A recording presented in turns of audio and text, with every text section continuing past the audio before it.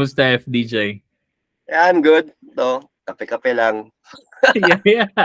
Medyo, Walang turo kanina eh. So, ano nangyari? Nag-resched? um, pagod sa work yung student eh. So, okay lang. Risked na lang kami. Hindi naman ako kausap sa ganun eh. Mabilis Basta, naman eh. Tsaka ang maganda naman kasi right now is hindi mo na yung student, hindi na kailangan pumunta sa iyo, hindi mo na kailangan pumunta sa isang certain area. yes. Pero sa tingin mo, what do you think is the advantage of doing it, teaching online and then teaching in front of a student talaga? Isa online, advantage yan kasi since most ng students ko OFW eh.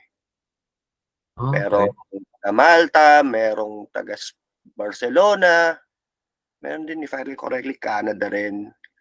Tapos, nga, yun yung advantage yun. Anytime, madali yung means ngayon sa online. Tsaka, yun din, syempre, over time, matututo rin ka rin ng mga teaching methods din na paano matuturo ng malinaw na paraan online. Kasi iba rin kasing approach eh.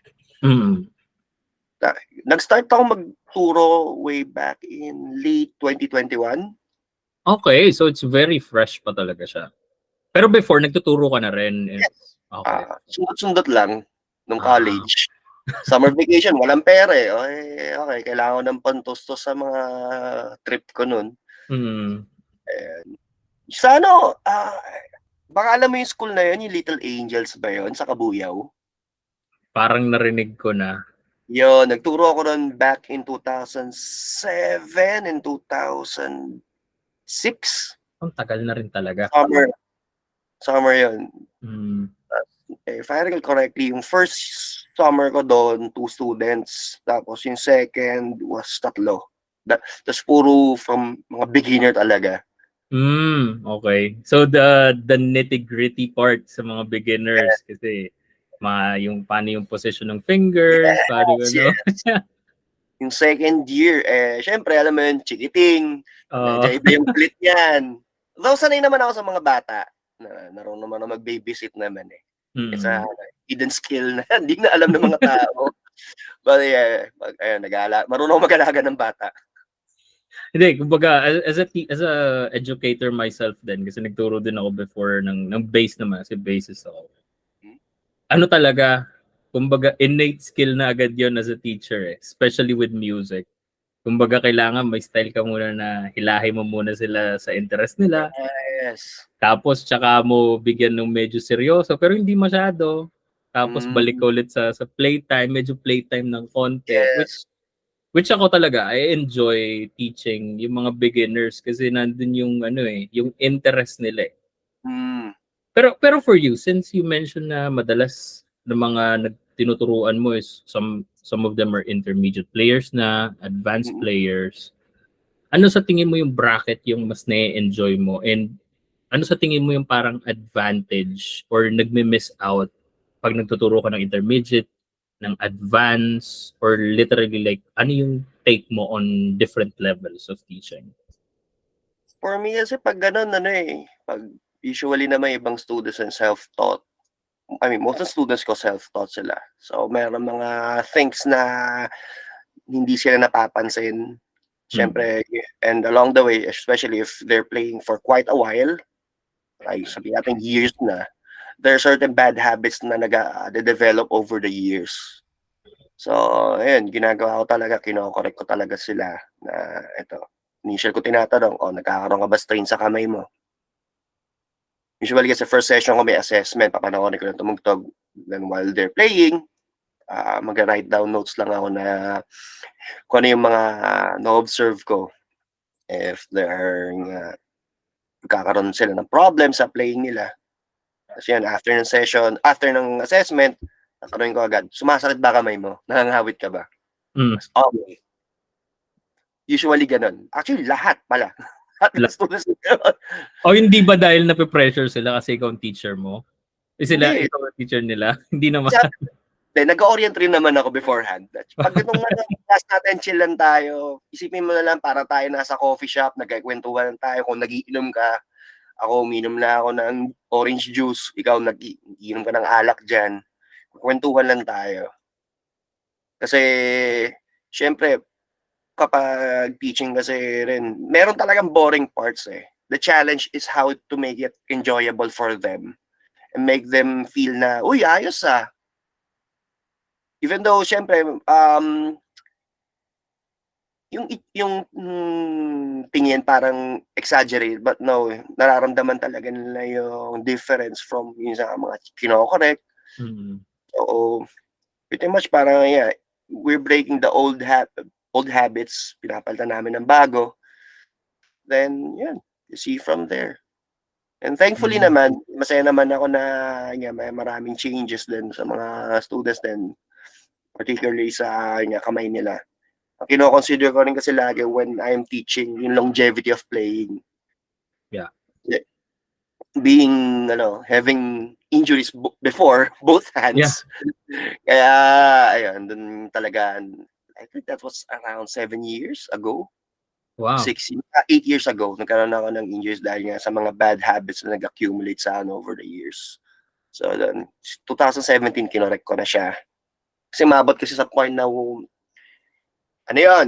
Barangay Tibay gig, 2016, that was December. Year-ender nila yun. Tumutugtog kami, nararamdaman ko na namamanhid na to. As in, shit, man, tangina. So, buti na lang, yung section ng song na yon, isang fret lang yung pipinutin ko. So, ginawa ko thumb hanggang sa maramdaman ko ulit siya. Shit, nakakatakot yun I was like, what the fuck? Tangina, hindi na pwede to. Kailangan ko na magtino. And since then, talaga, kinorek ko na talaga siya. Kasi I have a friend before na parang ang problem naman niya, bases siya. Tapos, ang nangyari is, dati, ang taas niya mag-strap. Pero for some reason, parang nagkaroon siya ng injury sa kamay niya. To point na parang binaba niya na yung strap niya. Literal na ang baba na ng strap niya. Kasi parang every time ata na parang mag-grasp siya sa base, parang hirap na hirap yung dito sa part, parang dito sa part niya.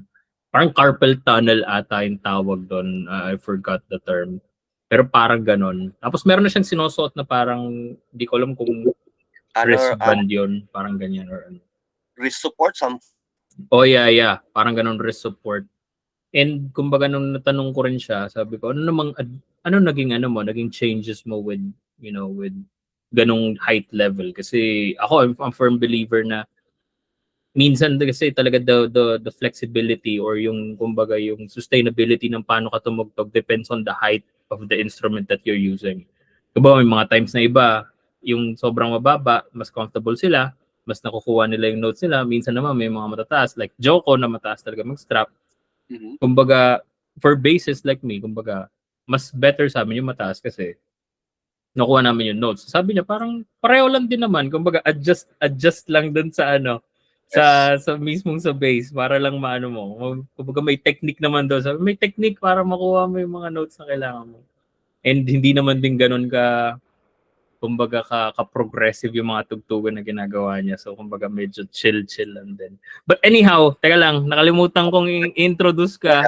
I think, hindi ko na kailangan mag-introduce. Kasi I feel like a lot of people know who you are. We have FDJ on the podcast for this week. Maraming salamat for the opportunity.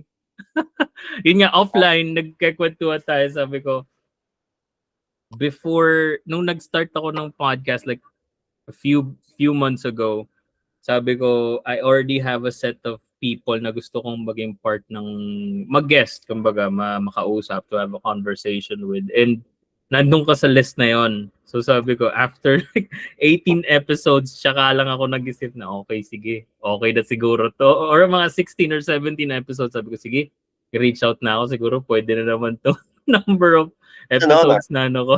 Maraming salamat din, man. It's an honor to have you here to talk about your career, to have a conversation with you and so on. So Yun nga, before that, since nasimulan naman natin sa pagtuturo, so let's go back to your roots muna. So, how did FDJ started? Ano yung nag-spark ng pag-ibig o pagmamahal mo sa gitara at sa musika? Actually, frustrated drummer ako eh. Wala eh, hindi talaga magkasundo yung paa tsaka kamay eh. Laging sabay eh. But, kasi yung parents ko, well actually, in a way, I came from a musical family, musically inclined. Hindi na inclined, mga avid listeners. Iba sila eh. Si Airpods, mahilig sa Led Zepp, Hendrix, Rolling Stones. Tapos si Mudra naman, mahilig naman siya sa pop. Bette Midler, Gino Padilla. So, marami talaga na si ate, yan naman, leaning towards naman sa medyo mga usong pop naman nung during that time yan. Alanis Morissette, Britney Spears, Cranberries. Yeah. Tapos yung mga pinsan ko naman, doon naman sa mga mas may ingin side, Metallica, GNR, Megadeth. So, ito kasi, nung bata ako, magkasama kasi kaming kamag-anak sa isang bahay. That was way back. Oh man, malalaman edad ko ah. Let's just say way back. Nung panahon, unang panahon, ayun nga, kasama kami sa Malabon yun eh, noon ako nakatira before. Tapos, ayun nga, narinig ko sa kabilang room, papatugtog yung mga pinsan ko na Metallica, GNR, na malakas. So, narinig ko, I think that was the time nakakalabas pala ng, Black Album. So, talagang on loop yung Enter Sandman. So, yun yung nag-stick talaga sa tenga ko. Man! Pero, yun nga eh. Tsaka another thing din siguro na lagi ko ito nakakalimutan sabihin. Kasi mahilig ako maglaro ng video games. So, yung mga BGM sa mga NES games. So, parang nag-ano siya. Parang subconsciously, nag-stick sa utak ko. So, particularly, I forgot the name of that game. Parang siya, top-down shooter siya, tapos dragon siya na naging 2-3 ulo. So, ayan. Kasi yun, Double Dragon. Yung una. Favorite ko yung soundtrack nun eh. Kaya pala it has yung The Traveler na song mo. It has that touch na parang intro music ng ng isang game. Kasi yung intro pa lang parang sabi ko, oh no, parang medyo, and then naisip ko, oh nga, sabi mo, you like video games. So, subconsciously lumalabas yung yung influence na yun. Ayaw ko sa gusto. Wala, nandun talaga siya eh. But yun, then yung pinsan ko rin, he passed away rin. God bless his soul. Si Joe, siya eh, napakarami ng shinare niya sa aking music. Parang, saan ba kami nag-start? First time kong makita. Kasi mahilig ako sa wrestling din noon. DX era. Yeah, okay. Oo, tinutugtog niya yung intro ng DX, yung kay Stone Cold. So, that was, I think, around,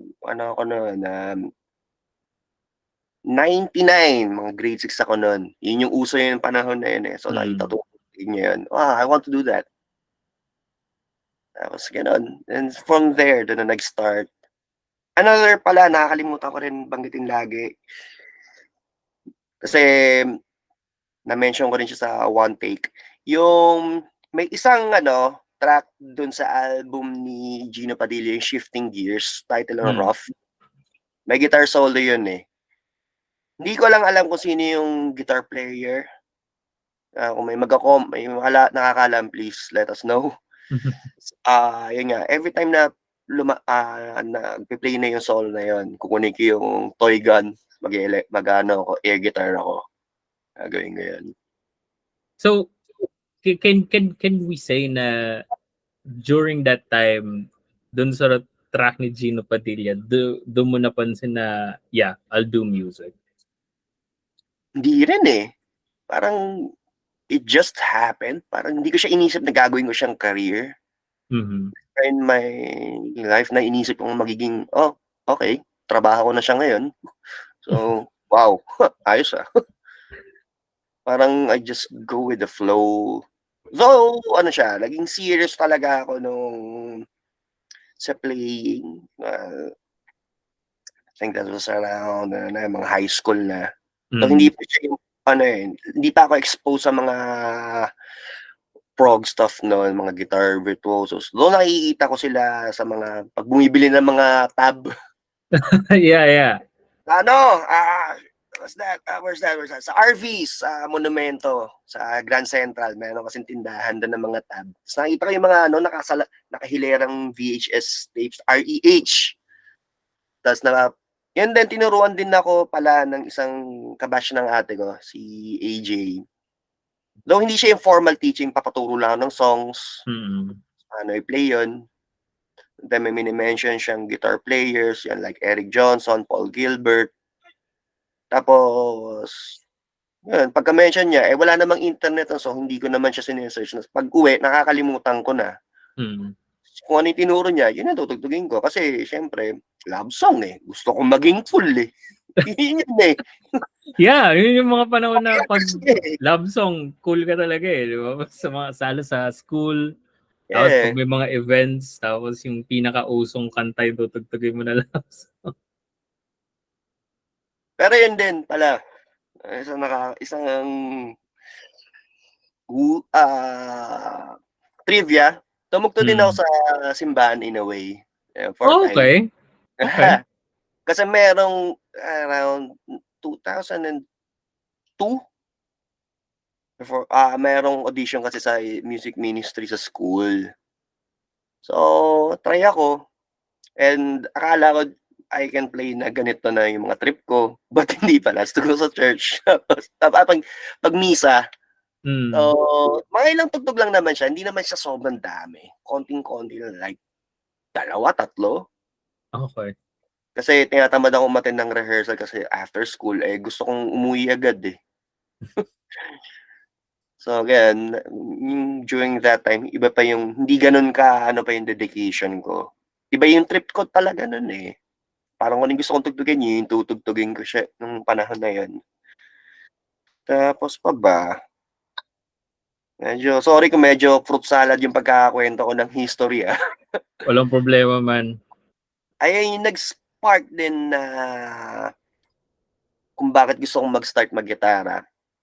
Ito, sobrang fresh yung memory na yun. Nasa Baguio kami yun, vacation with the relatives. Yung pinsa ko si Joe, tinutugtog niya yung intro ng It Might Be You. Okay. Kaya, gusto ko yan ah. Sinusubukong gayahin.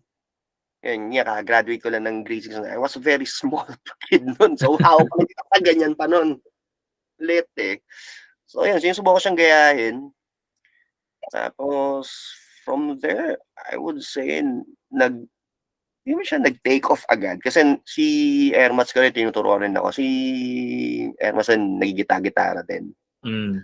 So, nakita ko, may tinuturo siya sa akin na chord, yung G, na hindi ko magawa. Na-frustrate ko. Talat ng kamay ko nun eh. Yung G na naka-bar, ay hindi ko kaya. Tapos natutunan ko siya, like, I think a few months later, marunong ako magbasa ng chord chart. Song hits pa nun eh. Yeah. Oh man, nalalaman ng edad ko. Shit. Ako rin, lumaki rin ako sa sa song charts eh. Tanda ko pa nun, nandun yung kanta ng Eraserheads na magazine. Tapos nakita ko. Tapos mali pa. Yung nasa chord charts. Sa mali pa. May ano pa. Sabi ko, ano yun? Parang iba yung tunog. Tapos tsaka na lang as you progress, tsaka mo na get, nga, okay, ito pala dapat yung tamang chords nun. Pero it really gave us, alam mo yun, the start that we need. Especially nung panahon na wala pang internet, wala pang kahit ano. I remember na nagpapatugtog ako ng Michael Jackson na tape. Tapos pinapakinggan ko yung Billie Jean. Doon ko nakuha yung parang isang influence ko as a basis. Kasi nag-start din ako as actually feeling ko lahat tayo nag-start as a drums kasi masyadong vanity yung pagiging drummer, 'di ba? Ang angas Oo. na tignan. Oo eh. Tapos for some reason sabi ko ayoko na mag-drums kasi ang hirap. Tapos nag-bass ako. So I remember dun sa bahay ng grandparents ko. Meron silang tape player, tapos meron silang nag-iisang tape ni Michael Jackson na greatest hits. Tapos pinatugtog ko yun, narinig ko yung Billie Jean na bass na bassline. Sabi ko, angas na ito, ang cool na ito ah. Tapos yun, hanggang sa pinaulit-ulit ko, tapos nung natuto ko mag-bass, isa yun sa mga una kong natutunan sa bass. Sabi ko, hindi, gusto kong i-play tong bass na to. Tapos, natutunan ko siya, mali pa pala yung ginagawa ko. Kasi di ba parang, nung nalaman ko, ay may ginagawa palang iba yung bass player nito, para pinagsasabay niya yung root, tsaka what do you call this, yung higher note. Sabi ko, teka lang, parang mali pala. So, tsaka lang Pero I want to share something, FDJ. Sa isang interview ni Joe Rogan sa vocalist ng Red Hot Chili Peppers, na mention niya na lahat sila is nag-start where merong support system coming from the parents. Mhm. Lee started with his stepdad na marunong mag-trombones, I think, and na-influence siya doon. And then si Frusciante started with his father na isang jazz player. And then si Chad Smith started din sa bahay din. Do you think na if malaking bagay yung meron kang support system or nakita mo at an early age yung influence ng music ng parents mo, na eto na agad yung naging possibly, sabi mo naman, hindi mo alam na magiging seryoso siya. Mhm. Pero do you think sobrang laking bagay nun? Yeah, kasi ano siya eh, siyempre growing up na different din, may iba kang trip eh. So, parang naging ano siya, I would say parang, hindi ko lang maisip yung tamang term eh. Para siyang safe ground mo siya, something like that. So parang okay, I'm free to do dito sa ganito. Baga parang ito walang restrictions, I can do anything. Pag nga nakikinig. Parang meron siyang connection agad. Mm-hmm. Na wala kang obligations to mag-adjust. So pinapakinggan mo lang siya or kahit tumutugtog ka lang on your na mag-isa, wala, you're for your own eh. Kaya naging siya for me na malaking bagay siya. Even though hindi ko siya iniisip na during that time na gano'n. Sa enjoy siyang gawin eh. Na parang nakaka-adikan siyang gawin, na gagawin siyang paulit-ulit until you get tired of playing the same song like 10 times na paulit-ulit. Ang saya niya yung gawin talaga. Yung support system ko kasi is, I would say, not the usual. Hindi siya usual kasi support system na hindi ako binibili ng gamit. Kasi naman kami, may kaya lang kami nun, siyempre hindi naman siya yung parang madali especially during the dati mahirap yung gamit eh. Mahal. Tsaka I would say reward system siya kapag nakakuha ako ng magandang grades, tsaka ako magkakaroon ng gamit. So ganun yung nangyari. Kaya sobrang na-appreciate ko yung time na ganun. Na parang yung naging reflection niya over the years, yung nag-manifest dun is yung nabibigyan ko ng value yung mga maliit na bagay, mga simpleng bagay na meron ako noon, make the most out of it. Tapos yung lumago, sobrang minsan parang I guess magiging sentimental ako pag titingnan ko yung mga napundar ko ng gamit. Tangina dati ito lang yung gamit ko, tapos ngayon meron ng ganito. Minsan may moments na gano'n pag naglalaro lang ako, tapos nagku-queue. ML naglalaro ako. Nagku-queue, titingin ako sa gitara tangina meron na akong ganito. Wow, ayos ah. Yung mga gano'n eh, yung mga simple things in life na ma-appreciate mo na nag-uumpisa pa lang. Yeah, you mentioned na there was this reward system and kumbaga in overall parang hindi siya naging work growing up it became like play kumbaga most of the time hindi siya yung parang like others na talagang napilit to learning music kumbaga it came naturally My question is, do you remember a time na hindi ka humawak ng gitara? Na you said na wala na talaga man. Ayoko na. Dumating ba yung point na ganun? Yeah, maraming beses na. And I believe it's a normal thing. Especially kapag nandun ka na sa stage na you're very serious at things, parang nafu-frustrate ka. It's a normal thing. Nangyayari talaga yon. I guess in learning ko doon is lagi lang tumingin ka sa nagsimula. Why are you doing it? Parang ba't mo siya ginagawa from the get-go? Are you doing it sa mga gantong if it doesn't feed your soul, so may something na parang I guess doing it just for the hell, parang for fame or Iba ganon, parang trip nila yon, wala akong masabi. Pero yun, personal take ko lang, ulitin ko lang, personal take ko huwag kayo ma-offend. Huwag kayo ma-offend, ulitin ko ulit huwag kayo ma-offend. Na-orient ko na guys, so talagang Kaya ulit-ulitin ko.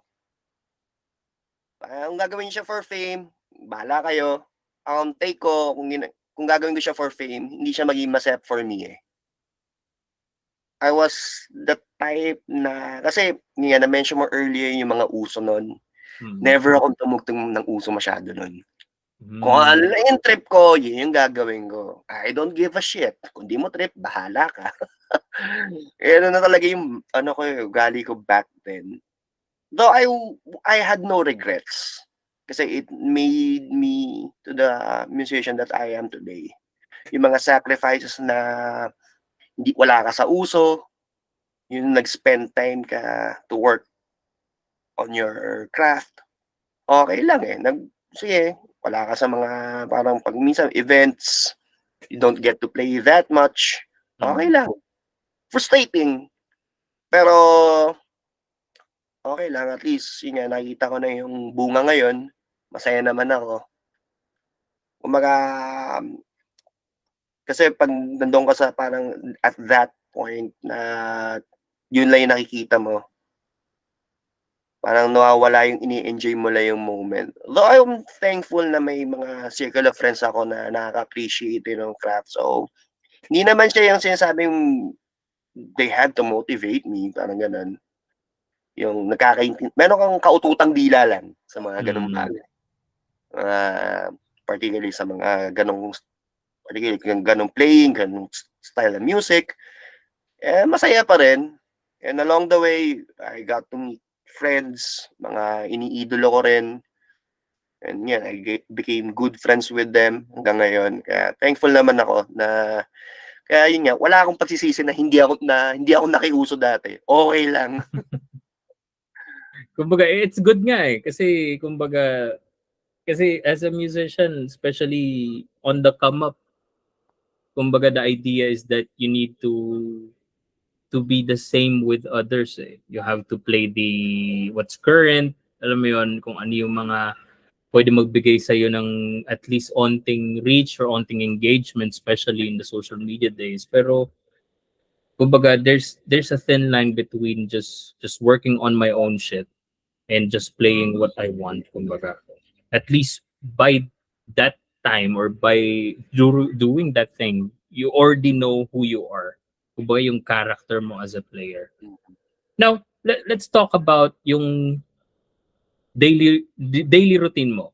Kumbaga, ano ang daily routine ng isang FDJ? Okay, nowadays, lagi ako medyo ngayon kasi medyo fruit salad pa yung body clock ko, binabalik ko sa normal ulit. But, ayun nga. Yan, nakikita nga kita nagpo-post minsan madaling araw eh. Sira pa body clock ko eh. Pero yun nga, kailangan ko na siyang i-reset. Kailangan ko na magtino. Baka mamatay ako na maaga. Well, yun. Ngayon, since full-time ako sa teaching, yun. Turo. Tapos, hanggat maaari, at least I have to go to the gym at least 3 to 5 times a week.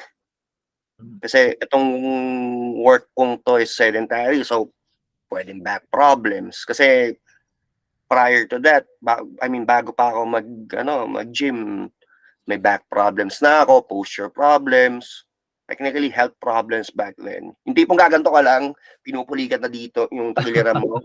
Umabot ako sa ganun. And I was fucking overweight nung prior to the pandemic. Talagang shit. Shit talaga.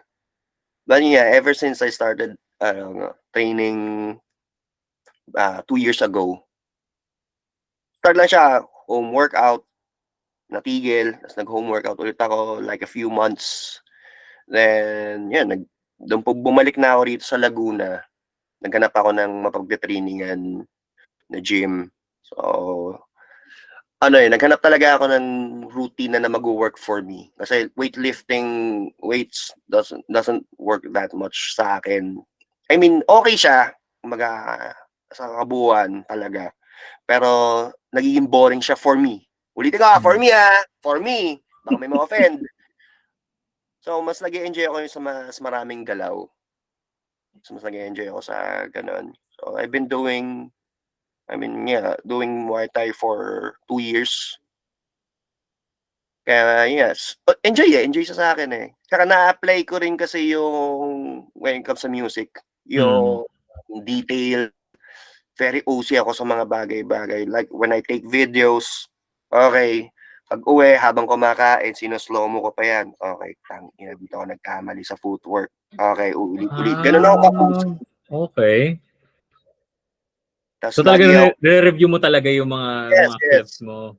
Hindi siya for the sake na nagpo-post lang ako. Ni-review ko talaga siya. I really want to understand paano yung mga nangyayari. Kasi sayang binabayad ko eh. Tsaka enjoy siya for me na gawin. Kumbaga, it really helped me a lot, especially when performing on stage. Iba yung iba yung energy on stage eh. Para siya merong akong switch button na, kasi usually before performing, relax lang, upo-upo, kulit-kulit. Pero on stage, hataw bigla. So naging helpful siya for me. Dati kasi nagkaka-problems ako sa binte. Kaya nangangawit. Ngayon, wala na akong problem, hindi ako napapagod. Pag rehearsals, usually pa mag-rehearsal kami, 4 hours. Grabe naman yung rehearsals na yun. 2 hours na nag-rehearsal kami. 2 hours kwentuhan, 2 hours 2 hours yung rehearsal. 2 hours kwentuhan, kukulitan lang kami. Kumbaga kasi yun eh, parang ini-enjoy lang namin yung magkakasama kami, magkakabanda. Tapos binavalue namin yan. Kasi pag tugtog, okay, sige. Pag may problem, ulitin lang natin. Taxin natin yung part na yun. Yan, pretty much, ayan, yung routine ko ganun. Tapos kapag may mga agenda ko outside na kailangan kong lumuwas, yun, tatambay lang ako sa Jolly Music. Work on some content for them. Tapos yun, tambay. Tapos, pretty much tambay. Tapos pag 3 days talaga, minsan aayain lang ako ng mga kaibigan ko sa mga kabida. Yan, sila Angelic, sila Mark, sila Mike. O tara, tambay tayo. Susunduin ako dito or pupunta ako doon. Tambay lang, wala. Hindi naman sila masyadong mainom. So, literal na tambayan lang, gano'n. Okay lang. Mas na-enjoy ko na yung gano'n eh. Hindi na ako mahilig po mga bar. Hindi na ako gano'n ka, Hindi na ako gano'n ka, I guess. Ganun talaga yung nature ko from the get-go. Hindi talaga ako mahilig yung mga may ingay. Gusto ko yung nakakapagkwentuhan. Kasi dumarating talaga yung point na, alam mo yun, mas trip mo talaga yung, binavalue mo na lang yung presence ng mga friends mo. Compared to like, kasi we're artists eh. We perform eh. Kumbaga, may mga times na, if I have like friends din na parang, tara, nood tayo dito sa ganun. Yaman mo na, pre. Sabi ko, eventually naman, papanood ulit din natin yung mga sige, parang okay lang. Sige, tawi lang tayo. Kape lang tayo, men. Okay na ako sa ano. Okay na ako dito. Kumbaga. And then, minsan, nanonood din ako gigs din. Kahit ako mag-isa. Ay, sa Sound of Silence, sa Berry, ako na mag-isa. Yan yung trip ko rin minsan nanonood ako gig mag-isa. Lalabas lang ako. Pag bakante ako ng time na yan. Usually, after training, punta ako ng bar. Kasi yung, di ba, Victory Mall, ang lapit lang. Yung gym ko like 10 minutes away lang. Pwede kong lakarin. Okay. So, pupunta ako doon. Lagi nga nakakatawasan, nakapambahay ka lang. Galing akong gym eh. Lagi yung yung mga, if nadadaanan mo lang, yung mga pictures ko, pag na pinopost nila, lagi akong nakasando, shorts, chinelas. Yun nga, Galing akong gym noon. Literal na lang pala, walking distance lang din talaga. And then, gusto ko lang, pag nanonood ako ng gig low-key lang, gusto ko lang manood lang talaga. Gusto ko lang i-enjoy. Mas prefer ko yung gano'n na I don't want the attention or na nanonood lang ako dito, suporta lang ako sa mga tropa. Ganun lang. Prefer ko lang yung ganun. And then, question lang, FTJ. For your guitar practice coming up, ilang hour, kasi I don't know if there is a specific time frame na kailangan mo mag-guitar to reach that potential level. Pero ikaw, from nung panahon na sineryoso mo na talaga yung guitar play, ilang hours yung ini-spend mo practicing guitar? Hindi ko kina-count yung hours. Okay. Para na may idea ka lang, that was around 2006 nung bagong lipat kami sa Laguna. And, yeah. Summer vacation yun eh. 2 months yung summer vacation namin nun.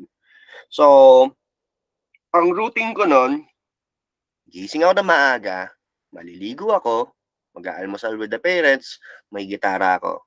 Then, ang break ko, lunch.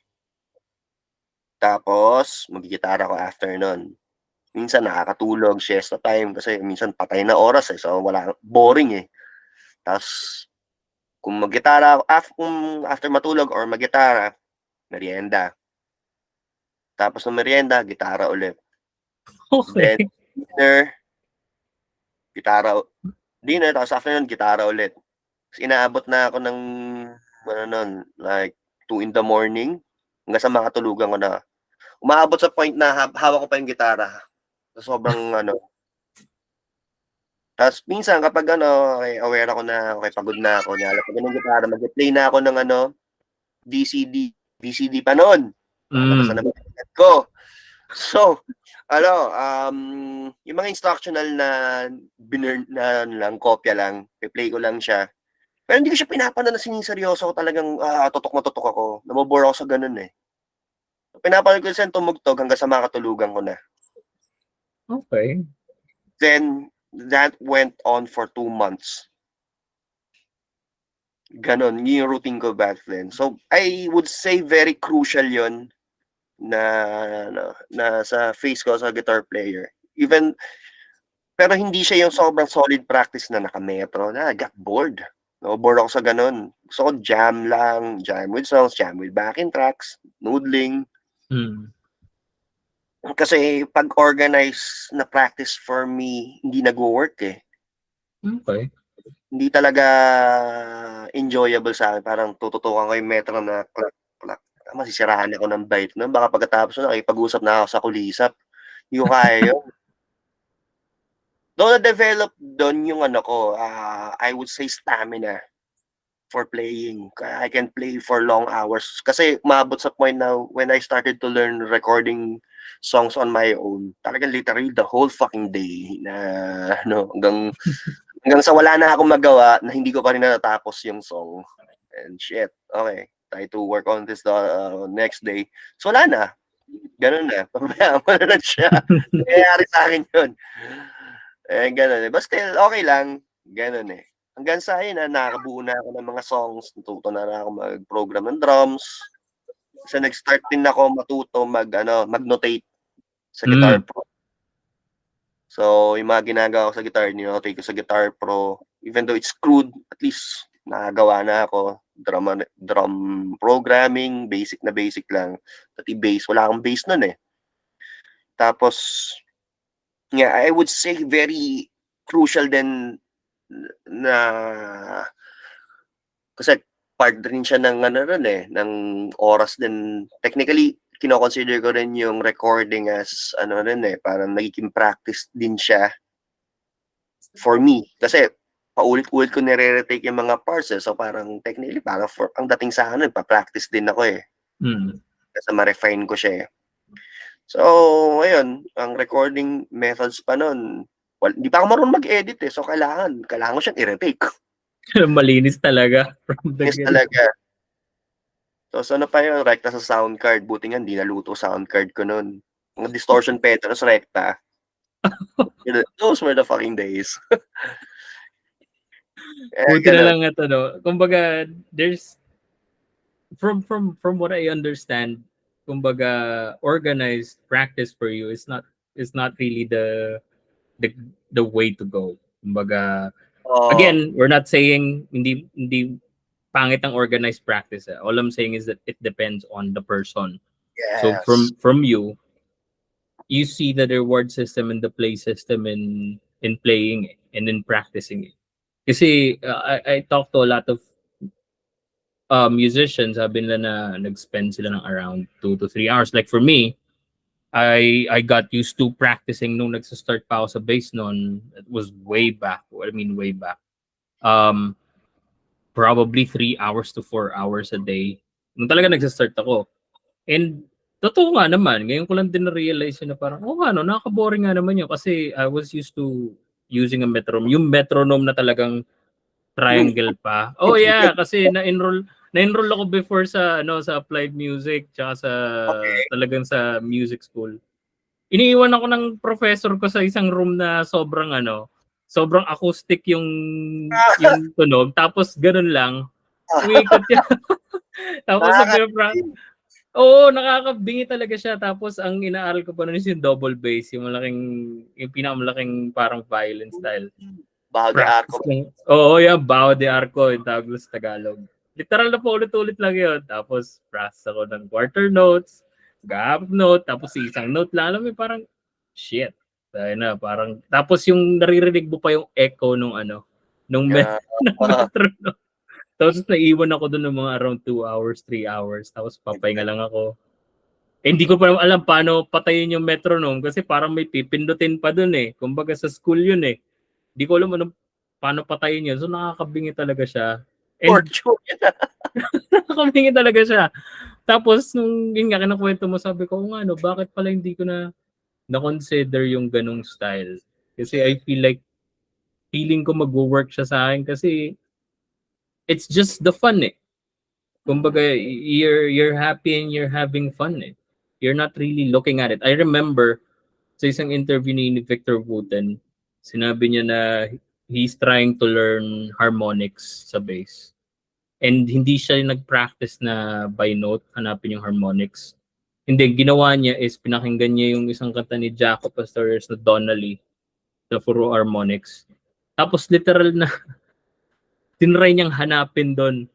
Tapos hindi niya napapansin na parang umabot na siya ng isang buong gabi na para mabuo lang yung pyesa na yon. Kumbaga, in a way, it's fun eh. Kumbaga, so for others na para bang if you're starting out or if you're in the intermediate level or advanced level, kumbaga, kasi I believe pag nandun ka na sa level of like intermediate or nasa advanced level ka na, minsan yung practice na disregard na rin eh. Kasi kumbaga you're doing it na eh. You're a pro already eh. Kumbaga minsan ako, I would say na may mga times na pag kunyaring I have a gig, literal na minsan di na ako nakapag-practice, literal na wala nang warm-up, literal na tugtog na. Tapos ramdam mo yung pagod pagkatapos kasi hindi ka naka-warm up eh. So kumbaga, I feel like this is a good piece for like other musicians that look up to FDJ and sa mga makikinig din nito to look for play. Look for fun. Now, question pala, FTJ. Yun naman, puro question naman gagawin. Can you take us to a time na sobrang memorable gig sa'yo? Ano yung parang pinaka-memorable gig mo? And then can you walk us through kung ano yung nararamdaman mo and ano yung naging outcome niya? Actually, napakadami. Napakadami. Pero sige, pwede akong mag-cite siguro ng 2, 3. First memorable gig for me is first time ko tumugtog sa school. Na ano, tumugtog kami ng ano nun, siyempre, uso, pero nagagawa ko sa gitara din. So, halo eh. Yung ano, Game of Love, Santana. Santana. Oh, yeah. Yes, namin yun. Tapos Wherever You Will Go, The Calling. Gusto ko rin na may song eh. Again, ganyan. Siyempre, uso pa nun yung maong na jacket. Diba? Uso yung maong na jacket nun eh. Kasi naalala ko, kausuhan ng song na yon and The Calling, ang dami nung Christmas party na kamaong na jacket. Ang inang yan, ayos Alex Band Invasion. Tawa ako ng tawa. Pero yan, tinitingnan namin yan. Tapos, yun, siyempre, excuse ka sa class para mag-rehearse para doon. During that time, nakakapiyesa na ako ng ilang Metallica songs. So, yung isang ron, PE teacher, bahista kasi yon and he plays, nag-drums din. So, ginajam namin, Enter Sandman, tsaka One, konti-konti. Very memorable siya sa akin.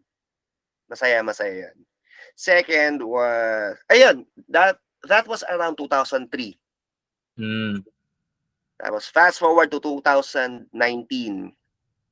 Ito naman yun, yung kay Ai session gig.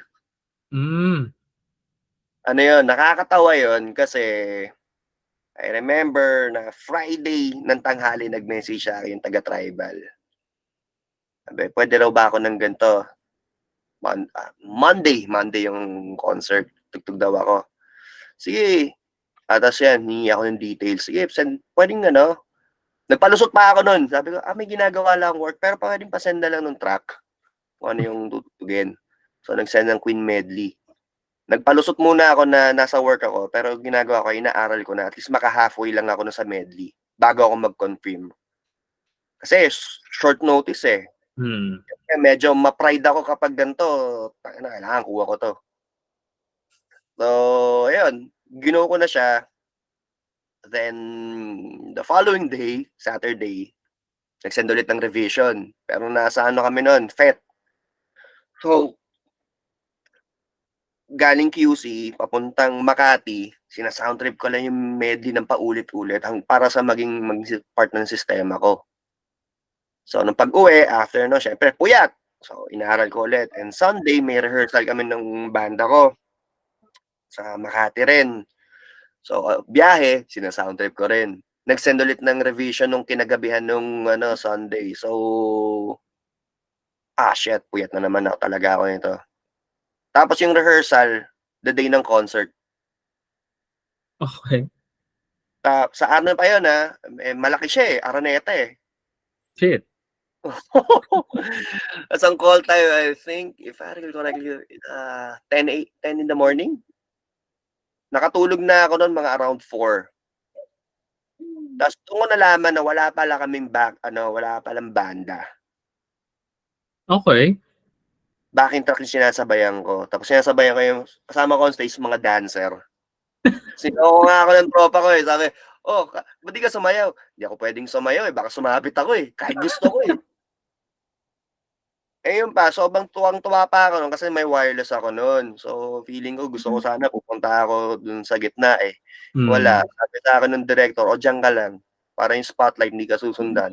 Bad trip to But, masaya experience. Ano naman siya, nakaraos naman ako. May part kasi ron sa medley siya. So, may part sa We Will Rock You. fuck this, hindi ko gagawin yung original solo, gagawin ko, raratrat ako dito. I still get to do the shit that I want to do. Naka-post naman siya yung video, kung gusto yung panoorin, yung kalokohan ko dun. So, masaya yung experience na yun. Sobrang, iba-iba. Tapos, yung isa pa is, yung recent lang, with FDJ, yung band ko ngayon.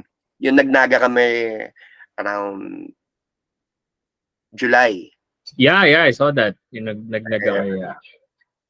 Ano yun, a bit of a short notice yung yung venue, yung mga ganun. Pero kasado na siya like a month ahead. And 2 gigs siya. Hindi lang naka-post yung videos nung naunang gig. Kasi Friday, private event siya, birthday nung owner ng bar. So mayroong siya, parang grand hall. Nag-request, tugtog kami Dream Theater. And never in my life na mag-cover kami, naisip na mag-cover nun. Even vocals. Yun sa Naga gig. Kasi kaya siya naging very special.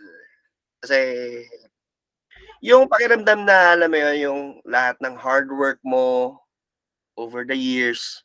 Never in my life na yung mga instrumento sa tinutugtog ko, matutugtog na ganon, that scale.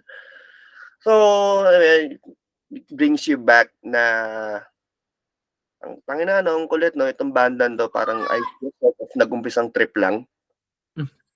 Parang kasi yung story behind this band, in 2022, tumutugtog ako ng solo. Like a few months. Then, after ng ilang gigs, na-realize ko, tangina mo akong tanga on stage, backing track lang lagi. Hindi naman to clinic or seminar. So plano ko na siya ahead. Well, back then, ganyan siyang full band.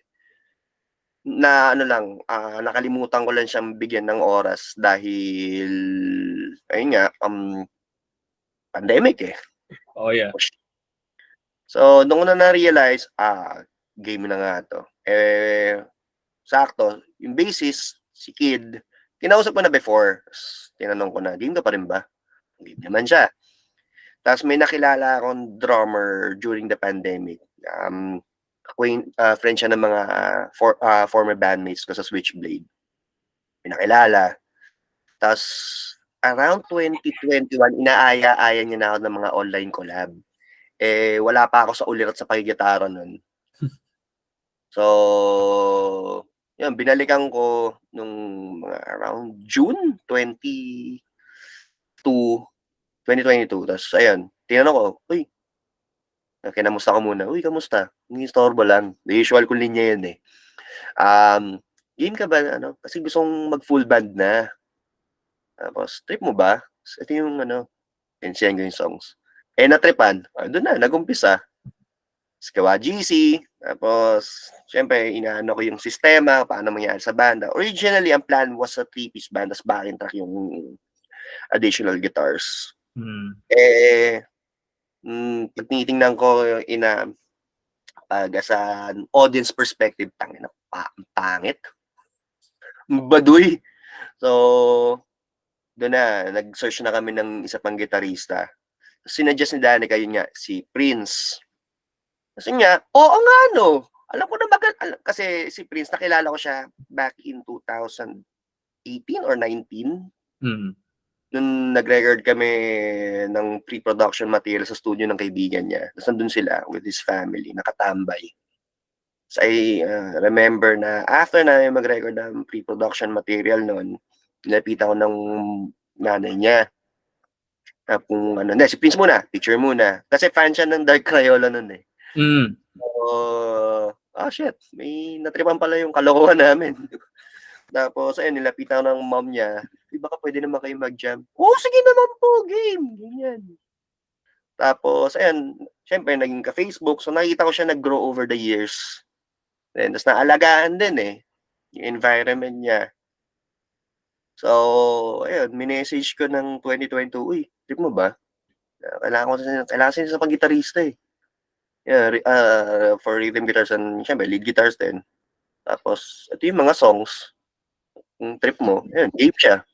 Yun na. Went on from there. And, yan, magkakasundo naman kaming lahat. As in, sobrang magkakasundo kaming lahat. Parang, shit. Parang hindi ko ine-expect na ganun. Fast forward to Naga.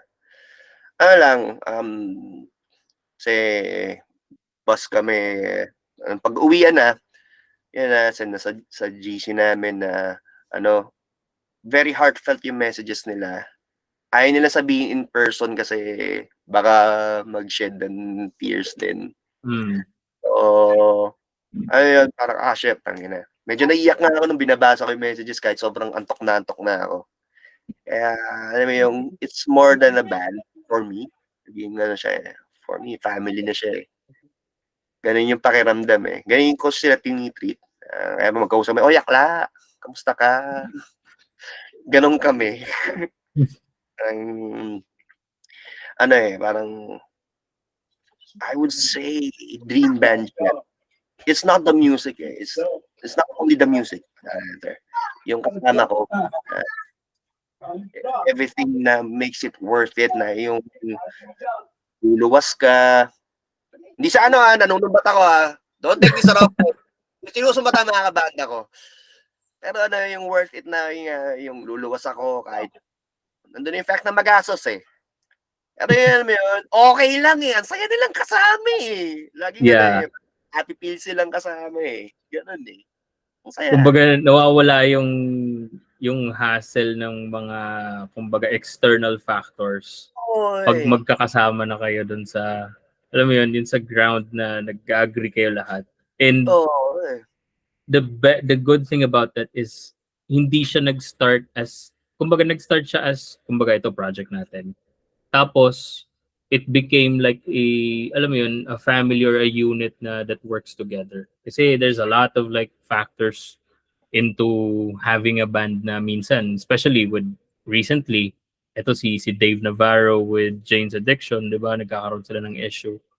And it's a good thing na nakita niyo yung, alam mo yun, yung drive nyo with one another. Kasi that's what makes a band eh. It's not just the music. It's not just about collaborative efforts. It's always about the relationship eh. Yes. Though naman, aminin ko rin naman, mayroon naman akong shortcomings sa mga previous bands ko rin naman. Kasi nag-usap-usap lang kami about doon sa sa ganon. Siguro parang kausap ko si Danny or si Prince. Basta kung sino man kausap ko nun. Kasi kung sabi ko sa kanila, kung nagkakilala tayo like, let's say, sabihin 5 years earlier, I think hindi ganito kasi ibang tao ako nun eh. I think ito yung naging magkakabanda tayo, that was the perfect time. Sabihin natin, okay, mga, yung mga previous bands natin, hindi siya nag-take off. Nag-take off, pero nag-fall short. Pero, yun yung mga learnings natin from before, it made us to who we are present. Kaya sabi ko, swak eh, timing lang. Ganon talaga eh. Ganon talaga eh. Yeah. Hindi ko siya masabing late. Hindi ko siya masabing late in my life. Late din sa, kasi second sa eldest ako eh. Hindi ko siya masabing late kasi parang isip mo ba yun? Enjoy naman eh. Masaya naman siyang gawin eh. Tsaka from there, nag-start yung mga opportunities for us eh. Yung sinabi ko earlier din, yung mga appreciation sa mga smaller things in life na in the fact na magkakasama lang kami, yung medyo sa 2 hours na yun, nagkakwentuhan lang kami, mga naglolokohan lang kami, dark humor. Kaya may ganun kaming thing eh. Syempre, sa banda na yun, yung mga kalokohan natin. But yun, magkakasundo kami sa ganun eh. Kaya masaya siya. Kaya nga, hindi ako magsasawang mag-speak highly sa mga bandmates ko. Dahil sobrang okay sila. Masaya ako na sila yung mga kasama ko sa sa trip na to. Yeah. And before we end the episode, ang dami pa dapat natin pag-usapan pero it's been like an hour and a half already. But probably let's do like a part 2 of this. Kasama natin yung band mo para at least mas Sige. Kung Pero sila. pero may question lang ako. This is somehow like medyo I just need to pick your brain on this. Given the world is evolving with doing backing tracks, with a lot of like digital effects that is available, what do you think is the future of music, especially with AI right now and the ever evolving, alam mo yun, from having an amp to right now pwede ka na magdiretso sa sa mixer. Ano sa tingin mo yung kumbaga parang future ng music, and what do you think are the things na for future musicians na they need to look out for in terms of like evolving yung music natin? For me kasi yung mga advancements sa technology, tools lang yun eh. Tools lang talaga siya. Kasi ako, meaning ko, kami, sa band, rekta kami sa mixer, everything is automated. Ang reason for that, para parang nakatamad na magbitbit ng gamit eh. Tsaka mas ma-deliver namin yung performance kasi syempre show eh. So mas makakapag-focus kami sa sa on-stage performance without isipin pa namin kung kailan kami tatapak. Tsaka mas complete package siya kasi may mga orchestra nandun na. So pabor sa amin. Kumbaga for our style of music, I wouldn't say it applies for everyone. Though, yun nga lang, syempre, meron din siyang thin line doon. If you're faking everything, yun na yung mali. Yun na yung olats. Kasi, syempre, doon nalalabas yung integrity mo as an artist eh. Baga, ako meaning ko, like, yung sa EP ko, yung lyrics nun yung nilabas ko, in-AI ko lang yun eh. Tanga ako magsulat ng lyrics eh. Ginawa ko lang naman to for fun. Tapos yun nga, hindi naman siya literally parang copy-paste na Magano naman ako, inayos ko rin naman siya. Nag-jump compile ako ng mga lyrics, and okay, this one doesn't work, inayos ko pa. Nagbigay pa rin ako ng effort kahit pa paano. Tapos this is work, then naghanap pa rin ako. Kumbaga, it's a mixture ng ginagamit ko lang yung AI as tools. And yun nga, hindi ako magsisinungaling about doon. Weakness ko magsulat ng lyrics kasi hindi naman talaga ako lyricist eh. Gusto ko lang tapusin tong project ko kasi trip lang yun eh. Trip ko lang gumawa ng galit na kanta. Yun na yun. Gusto ko lang ilabas yung angst ko sa katawan. Kaya ako siya ginawa. But joking aside, yun. For me, those are just tools. If you're being you're faking na performances, fini-fake mo na siya, ibang usapan na yon. Parang literally umaarte ka lang, mali na yon. Para manggoyo ka ng ibang tao. Kaya ibang usapan na yan. Sa akin yan, take ko lang yan. Yeah. I believe, I agree with that kasi the tools that we have right now is kumbaga literal na tool talaga. Kumbaga, I'm already thinking of like going wireless na nga rin kasi it's hard na, alam mo yun, every time you play yung bass amps, hindi mo alam. Yung mga gamit na dala mo, hindi mo, yung mga gamit sa venue, hindi mo alam. And it's really it's a great tool for musicians like us na at least naka-ready na agad yung presets natin. Yes. Naka-ready na agad yung kumbaga lahat, literal na show na lang. Aakit ka lang sa stage, palitan mo lang yung facade mo, and then yun na, game na agad. So, before we end, anyone na gusto mong pasalamatan na FDJ, you want to promote anything? Okay, so I would like to greet, and they are the following. Joke na to papel. Ayan, syempre family ko. Sinusuportahan nila tong trip kong to. Siyempre, bandmates ko, I would say family sa FDJ, si Kid, si Prince, si Danica, and our extended family. Yan si Jason, si Carmi, si Tita Princess, si Tito Dennis, Sino pa ba? Yung mga friends ko din. Yan, yung mga gitarista, yung mga content creators, si Uncle Lix, si Mark, si Mike, si Edward. Sino pa ba? Tangina, ang dami niya eh. Di naman kayo naglagay sa listahan eh. But yeah, maraming friends talaga. Yan. Tapos, yeah, yun. Yun na yun. Basta, gusto ko lang kayo mga kaibigan ko, binabati ko kayo. Yun na yun. You're good people. Alam nyo na yun. Love ko kayo. Hindi ko na papakabain. Yan, dami pa yun eh. Nandiyan pa yung mga sponsors mo, mga Sorry. Yan, Jolly Music, Panlipi, si special mention din sa Artpix. Yan. Yun, buti pala pinaalala ko yung mga sponsors mo. Actually, sakit ko yan. When it comes sa mga babatiin, lagi ko nakakalimutan yun. Kailangan gumawa ng listahan. Kasi mga gym buddies ko sa 333. Tapos, yung mga coaches sa rin. Yan. Basta yun.